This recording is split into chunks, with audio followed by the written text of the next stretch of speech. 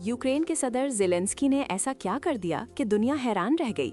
जी हाँ, सऊदी अरब और मुत्तहिदा अरब इमारात के अचानक दौरे के बाद ज़ेलेंस्की ने कतर से एक अहम दिफाई मुआहदा कर लिया है।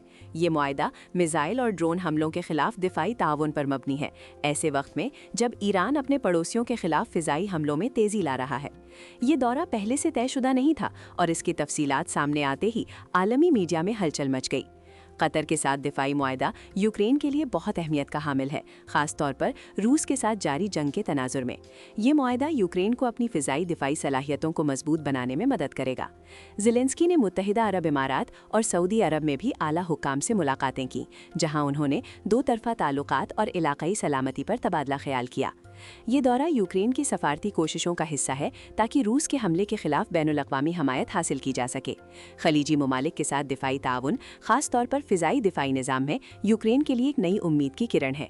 क्या ये मुआहदा यूक्रेन को रूस के खिलाफ फ़िज़ाई बढ़तरी हासिल करने में मदद करेगा, और क्या खलीजी ममालिक के साथ ये बढ़ता हुआ ताउन इलाकाई ताकत के तवाज़ुन को बदल देगा? अगर आप ऐसी खबरों से बाखबर रहना चाहते हैं तो हमारे चैनल को सब्सक्राइब करें।